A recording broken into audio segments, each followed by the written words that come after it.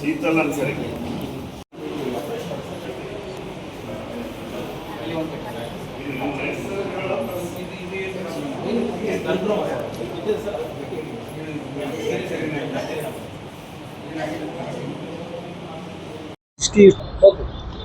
ಇವತ್ತು ಬೆಳಗ್ಗೆ 10:30 ಗಂಟೆಗೆ ನಮ್ಮ ಸರ್ಕಾರಿ PU ಕಾಲೇಜಿನಲ್ಲಿ ಕ್ಲಾಸ್ ರೂಮ್ನಲ್ಲಿ ಶಿಕ್ಷಕರು ಪಾಠ ಮಾಡ್ತಕ್ಕಂಥ ಸಂದರ್ಭದಲ್ಲಿ 80 ಮಕ್ಕಳ ವಿದ್ಯಾಭ್ಯಾಸವನ್ನು ತೆಗೆದುಕೊಳ್ತಕ್ಕ ಸಂದರ್ಭದಲ್ಲಿ 2016ರಲ್ಲಿ ಒಂದು ಹೊಸ ಕಟ್ಟಡ ಪ್ರಾರಂಭ ಆಗಿ ಅದರ ಉದ್ಘಾಟನೆ ಆದ ನಂತರ ಅದಕ್ಕೆ ಅಲ್ಲಿ ಈ ಒಂದು ಸ್ಕೂಲ್ ನಡೆಸ್ತಕ್ಕಂಥ ಕೆಲಸ ನಡೆದಿದೆ.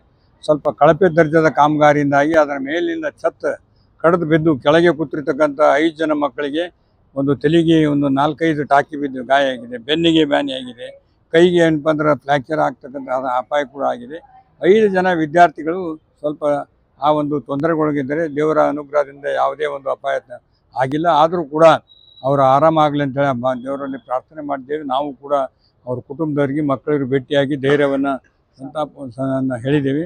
ನಾನು ಈಗಾಗಲೇ ಚೀಫ್ ಸೆಕ್ರೆಟರಿ ಅವರಿಗೆ ಮಾತನಾಡಿ ಅದು ಯಾರು ಕೆಲಸ ಮಾಡಿದ್ದಾರೆ ಸಂಪೂರ್ಣವಾದಂಥ ತನಿಖೆ ನಡೆಸಿ ಕಳಪೆ ಕಾಮಗಾರಿ ಆಗಿದ್ದರೆ ಅದರ ಮೇಲೆ ಆ್ಯಕ್ಷನ್ ತೊಗೋಬೇಕಂತ ಹೇಳಿ ನಾನು ಈಗಾಗಲೇ ಏನಪ್ಪ ಅಂದ್ರೆ ಮುಖ್ಯ ಕಾರ್ಯನಿರ್ವಾಹಕ ಅಧಿಕಾರಿಗಳಿಗೆ ಚೀಫ್ ಸೆಕ್ರೆಟರಿಗಳಿಗೆ ಸಂಪೂರ್ಣ ತನಿಖೆ ಮಾಡಿ ತನಿಖೆ ಆದ ನಂತರ ಯಾರು ತಪ್ಪಿಸ್ತಿದ್ದಾರೆ, ಯಾರು ಆ ಕಟ್ಟಡ ಕಟ್ಟಿದ್ದಾರೆ 2016ರಲ್ಲಿ ಆ ಕಟ್ಟಡ ಪ್ರಾರಂಭ ಮಾಡಿದ್ದಾರೆ ಅದು ತನಿಖೆ ಮಾಡಿ ಸಂಪೂರ್ಣವಾಗಿ ಅವ್ರ ಮೇಲೆ ಆ್ಯಕ್ಷನ್ ತೊಗೋಬೇಕು. ಅವ್ರನ್ನ ಕೆಲಸಕ್ಕೆ ಏನೇನು ಆ್ಯಕ್ಷನ್ ತೊಗೋಬೇಕು ಅನ್ನೋದು ಕೂಡ ತಾವು ನಿರ್ಧಾರ ಮಾಡಿ ಆ ಕೆಲಸವನ್ನು ತಕ್ಷಣ ಆಗ್ಬೇಕಂತ ಹೇಳಿ ನಾನು ಈಗಾಗಲೇ ಒತ್ತಾಯಿಸಿದ್ದೇನೆ. ಅದು ಕೆಲಸ ಪ್ರಾರಂಭ ಆಗ್ತದೆ.